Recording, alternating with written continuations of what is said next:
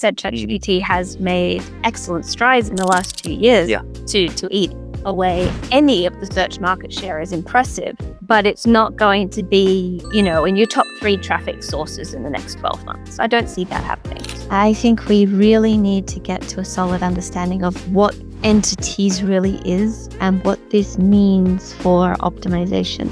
Jes Scholz is a globe-trotting SEO futurist and marketing consultant who's worked across Europe, Africa, and Asia. With nearly 2 decades in the digital game, she's led international teams, spoken at global conferences, and now helps brands grow smarter in a world where Google isn't the only search engine anymore. What is the general misconception that you feel people have, around SEO or digital marketing that you kind of often come across? Well, many. I would say my biggest pet peeve would be that domain authority is a thing. Domain authority is not a thing. It's a made-up metric that we've all seemed to have adopted and internalized that Google's said multiple times. And I don't think we show that hero side of SEO enough because we report on the wrong metrics and focus on the wrong tactics. And we box ourselves in to these little boxes that we just don't need to. How important do you think, backlinks are for, increasing in domain authority or traffic or in general, I find that internal links are much easier to give yourself a bump if you've got a strong domain. And then it is something where quality of content, high quality content will result in brand mentions and natural link profiles. If you had to predict one SEO breakthrough for 2025, Jes, what would that be? E-coffee with experts. Hey Jes, how's it going? It's all going well in my world. How about you? Good, yeah, good. Can't really complain. Great. So Jes, before we move any forward, let's get to know more about you in terms of your journey. How did you land up in the SEO digital marketing space, and also what you're up to these days at Jes Scholz Marketing? I think like everybody, I fell into SEO by accident. So Yeah. years ago now, close to 2 decades ago, I graduated from uni and couldn't find a job because I had no experience. And a little gaming startup took me in, and the CEO, I'm a small company, so I reported into CEO, on my first day sat me down and said, here is a book about coding. And here's a book about social media. Please make our website and brand good. And I opened the first book and it was about SEO, and that started the whole journey. Lovely. Like we were talking about it earlier, you have been in-house for quite some time, right? A considerable amount of time. And now you're at the other side of the table. So what is the difference? How is it, challenging from being in-house to now being a consultant, looking at it, from the outside? I think the difference is when you're in-house, you have hierarchical authority. Like you're somebody in that brand's architecture. While when you're a consultant, you're the external, you're on the out. So there's a lot more confidence building that you need to do to actually get anything done. Because if you're just the external person saying, hey, I think you should do X, Y, Z, and the team's not on board with you, or they never wanted you there in the first place, you're going to have a really hard time getting anything done. While if you work very closely and understand how the internal stakeholder situation is, then you can actually add a lot more value, because a lot of the time, what marketing teams need is just for an external consultant to agree with them. And it's very sad. But that's sometimes what makes the difference between a CEO not taking it seriously and doing it. Not that the internal teams have anything wrong. They just look for that external seal of approval, for want of a better word. Yeah, absolutely. And when you're external, you can just, see it on the face. You messed it up, right? Yeah, if you do, yeah. Yeah. So that's the perk of it. And you have worked, yes, across multiple countries, markets, right? Australia, Germany, Africa, beyond. How has the global exposure shaped your marketing philosophy, your thought process? I think what's great about working internationally is you see the different types of hustle that the different regions have. And I would say that there's differences in flavor between, your African markets or your Asian markets and your European or your American markets. I find that very inspiring. And I've taken a lot of those bits of what I like about the way they approach things, particularly their view on risk. Some companies are really risk averse and some countries are really risk willing. And I find that really interesting when you're going into a new brand, what scale that they're on and how to go into that culture. The other big difference I would say is data competency. That is something where I think universally every brand around the world can improve their data competency. It's something that most companies tend to lack. Absolutely, absolutely. And then, you have seen enough summers and winters with Google, right? So now with the increase, in focus on entries versus keywords, right? How do you feel brands should shift their SEO strategies? I think we really need to get to a solid understanding of what entities really is and what this means for optimization. Because too often we'll be working with editorial teams, for example, and we say, okay, it's not about the keyword, best beaches in Mallorca. It's about the entities in that sentence. And then they go off and write a piece, and in the H1 they still have the keyword, and in the URL they still have the keyword. And they don't really understand that it's perfectly fine to transcend away from exact match. And so what you could do is you can write an article headline, which is explored Mallorca for a month, and these are the beaches that you cannot miss. There's no perfect exact match keyword in that title, but it's going to significantly outperform one that does have a perfect exact match because it's showing EEAT, like I did this. It's showing engagement. It's more clickable. It's more engaging. And all of those signals are going to help that piece of content outperform anything that's keyword optimized. And it's still going to match for people who are interested in Mallorca. It's still going to match for people who are interested in beach vacations because Google's got to that point of understanding and they want to process your content that deeply to be able to extract and match those entities. Absolutely. And then talking about Google signals, how important do you think, backlinks are for, increasing your domain authority or traffic or in general, I think it very much depends on what you're trying to achieve with your SEO. If we're talking about you've got two perfectly equal brands and two perfectly equal pieces of content, yes, links can still then give one a bump over the other, the right type of links. But that being said, when we look into where we're going with some things in the future, like with LLMs, they don't factor in link signals whatsoever. Now, of course, you can argue that they do have a correlation with traditional search. So by ranking in traditional search with the help of links, that's how you get into the LLMs. One could make a case for that. There's enough correlation for that.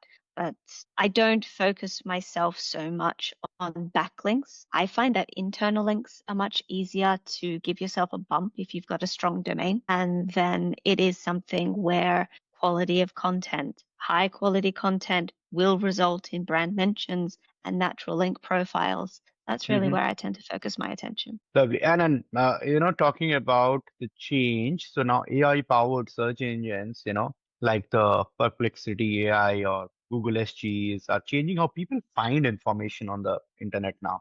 So how do you see this impacting overall brand visibility for any organization? I think that being present in those LLMs is going to grow in importance over time. Now, if we look at the data that we have right now, particularly Rand Fishkin's done some excellent research recently comparing the number of Google searches and the number of ChatGPT searches.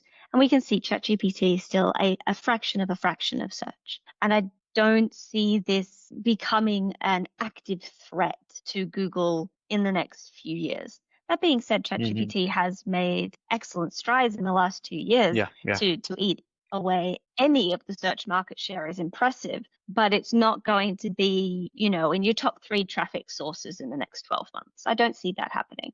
But people are using it, and I think they're using it to corroborate what they're seeing in search, or they start their journey in ChatGPT and then corroborate it with Google search. And when those two platforms are agreeing, it's going to give the end user a sense of satisfaction that they're making the right decision.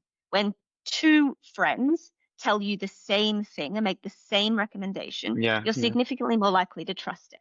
And so that's what I see any optimizations for a ChatGPT or as a Perplexity for. When the users utilize those platforms to either start their journey or to double check the outcomes of another platform, whether that's Google, whether that's TikTok, whether that's Instagram, it's going to be reaffirming if your brand is there, you are safe, you are trustworthy, you are a good choice. While if you're missing there, it's going to put that seed of doubt in your end user's mind. And if your competitor is there and you're not, and they're recommended twice and you're not, well, that's end game for you. Yeah. I mean, it was like how it used to be, kind of ranking both on SEO and PPC back in the day, right? Creating that brand authority overall, yeah, and making that, triggering that decision making easy in your consumer's mind, right? I know you do not like PPC, but yeah, just an example there. Yeah. All right. And just, you have been a traveler in the SEO and the digital marketing community. You have traveled conferences, countries to talk about SEO. You'll be meeting with a lot of people, right? And what is the general misconception that you feel people have, around SEO or digital marketing that you kind of often come across? Well, many. I would Yeah. say my biggest pet peeve would be that domain authority is a thing. Domain authority is not a thing. It's a made up Hmm. metric that we've all seemed to have adopted and internalized that Google's said multiple times, no, this is not an actual metric that we use. This is something that the SEO community made up. We've never had this in the ranking algorithms or any visibility algorithm. Obviously, there is brand level ranking signals or visibility signals or domain level visibility signals. Yes, that is a thing. But domain authority and a metric that says, you're X out of 100, no, it's complete bullshit. Excuse my language. It's okay. Don't worry. People are. Will not edit it. It's cool. Don't worry. And then it's so strange that people are then saying, well, I'm not going to go off and get a mention from this site or a link from this site or get PR visibility here because the domain authority is too low.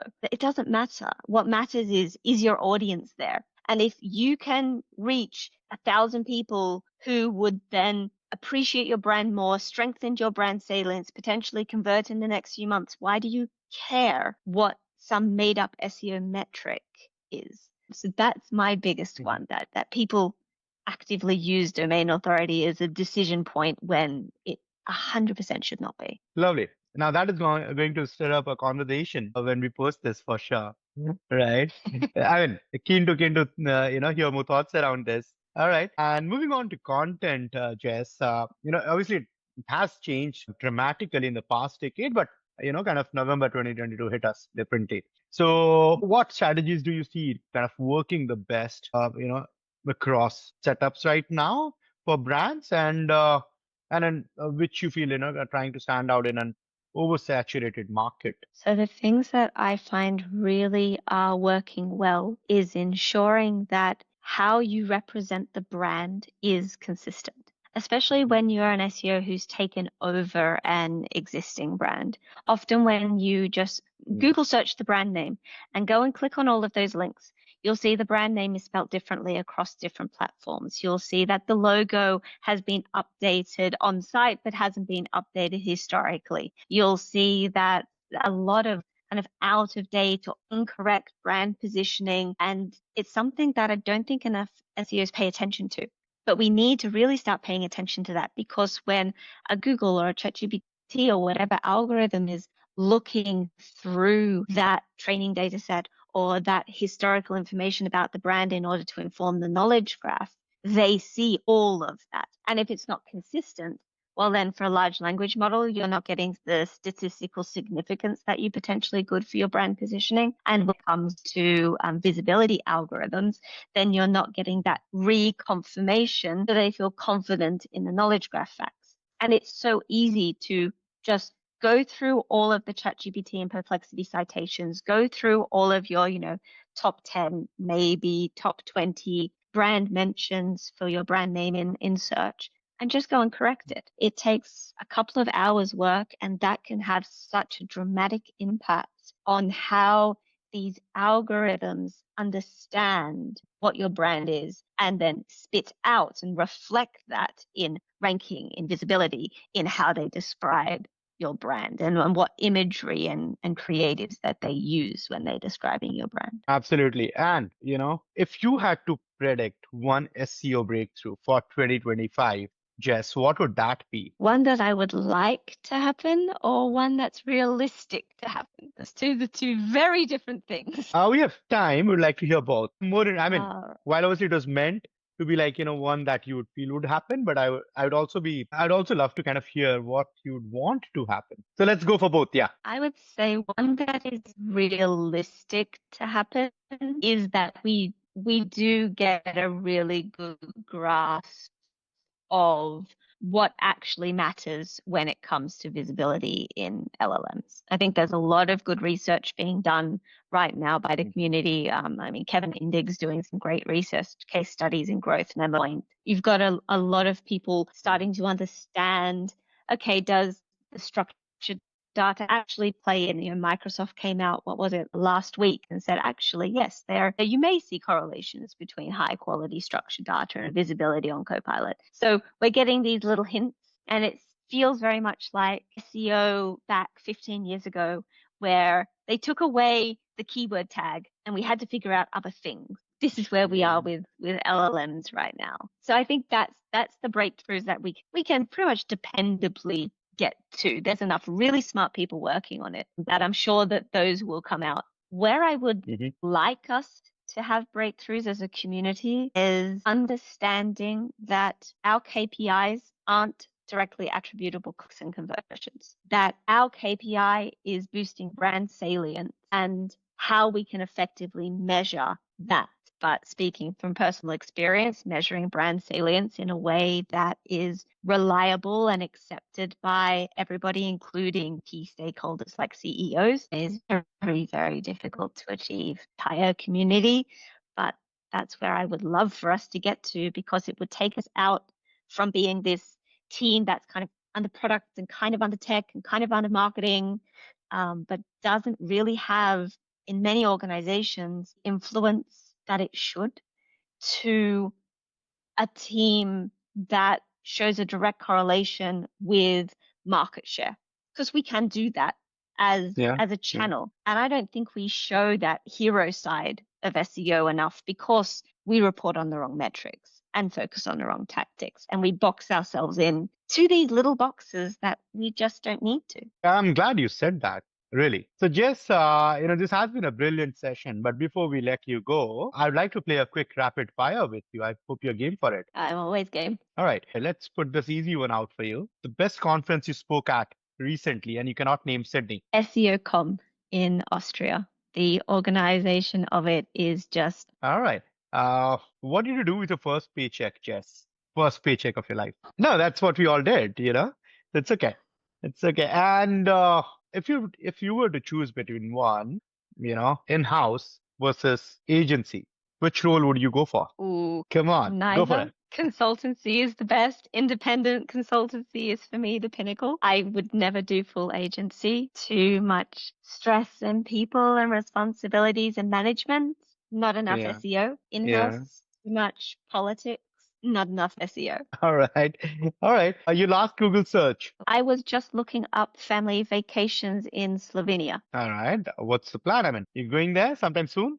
I hope so. I'm going somewhere in Europe sometime soon. I'm trying to figure out where. All right.